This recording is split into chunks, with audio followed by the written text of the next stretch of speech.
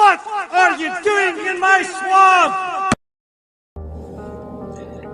Hello everybody, this is Ogre Boy, and I'm going to be doing my review for the 2016 piece of crap, Ghostbusters 2016.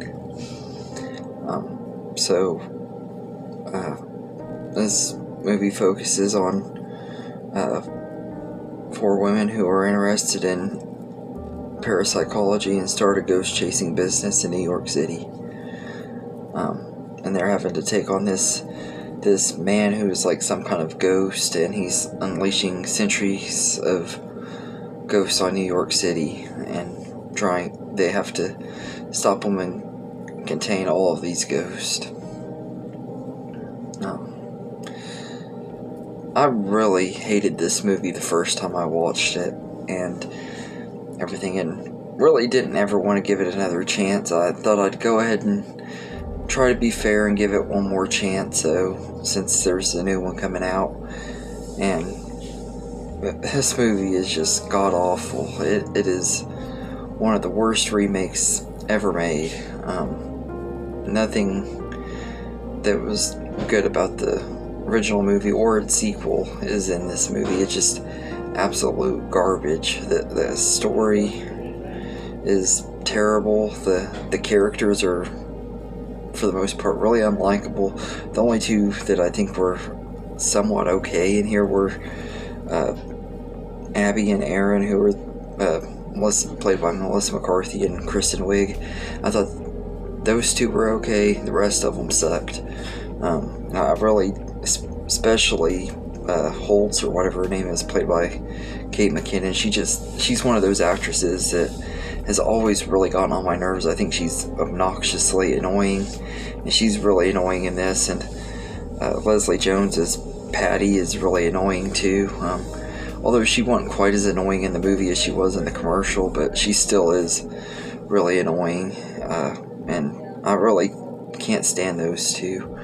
And I think if they would have had better actresses playing those characters, this movie could have at least been somewhat decent, or maybe a little bit better. But I don't think, no matter who they had, it would have been a lot better though. But I think it could have been at least a little bit better, with maybe better choices for those characters.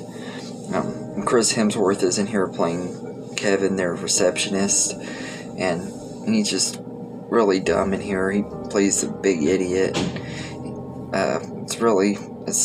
It's supposed to be funny, but it's not. He's just really stupid and acts like a big idiot throughout the whole movie and everything. I don't know why, but for some reason his performance in this is part of what got them to change Thor. So if there is anything that good that came out of this movie, is his comedic timing in this movie. I guess some reason made people think that changing Thor around in the MCU would work, which it does, because his jokes as Thor in the MCU is way better in this movie, and he's actually legit funny in those movies. And he was pretty funny in the Men in Black International movie too and everything, but I just thought he was really terrible in this movie. And part of that, I think, comes down to just the horrible writing.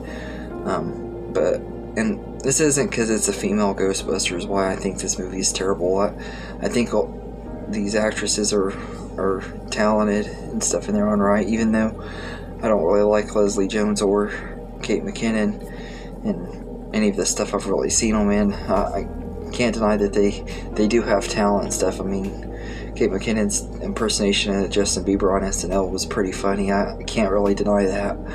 But and I've always liked Kristen Wiig. She's always been one of those comedic actresses that I've always liked, and she was actually one of the big draws for why I wanted to see this movie when it first came out, why I was going to give it a chance and everything, until I started seeing how bad the trailers looked.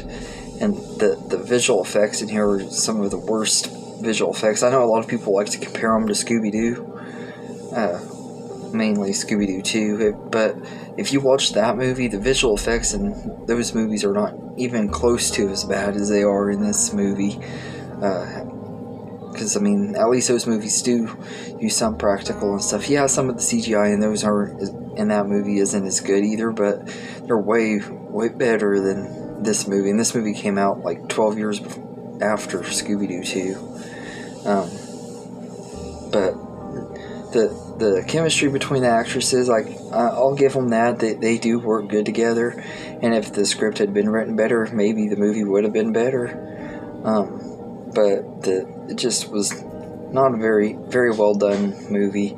And it kind of felt like an insult seeing all these Ghostbusters actors appearing in here in cameos and stuff. I thought that was kind of insulting to the fans and stuff, because fans had wanted a Ghostbusters 3 for years, and especially Bill Murray's cameo. That felt like a big punch in the gut, because it's taken him years to get Bill Murray to even be willing to do another Ghostbusters movie, but he jumps at the chance at being a cameo in this piece of crap. But I think I heard somewhere that he did it so that he could get money to help fund some independent movie he was in. I don't know. I need to see that movie and see if it was worth it. Probably not. I wouldn't have wanted to touch this movie with a 10-inch pole. Rick Moranis is the only one that didn't have a cameo in here, and I honestly don't blame him. But this movie just it could have been good if written better and everything, but Ghostbusters never needed a remake anyway. And technically this isn't a direct remake, it's more of a reboot, because it's not the exact same story as the original, although it's pretty much takes the essential stuff from the original, but it's really boring. The jokes are really stale and stupid. One of the first jokes in the movie is a fart joke. It's really immature and stupid, and I just hate this movie and everything. And another reason I was kind of hoping for more out of it is because Paul Feig, who directs it, I like a lot of stuff he's worked on. He helped create Freaks and Geeks, which is a show I absolutely love. And I love Bridesmaids and everything, but I don't want to ever see any movie of his ever again after this one. As bad as this movie is, it's made me not want to ever give anything else he's done a chance. And I probably won't ever watch it unless it has somebody in there that I really, really like. I just really don't like this movie, and I think it's god-awful and everything. And the revamp of the Ghostbusters theme song, it makes my ears want to bleed, and I just hate this movie. And also I want to give a shout out to James Moss. He commented on my video for the first Ghostbusters a couple days ago, and said that the 1984 is better than the original, or better than the remake, and I gotta say, man, I completely agree there. But then again, most movies are better than this movie. I mean, I actually think taking a crap and staring into the toilet looking at the turds floating is more entertaining than watching this movie. It is such a horrible, horrendous piece of crap. And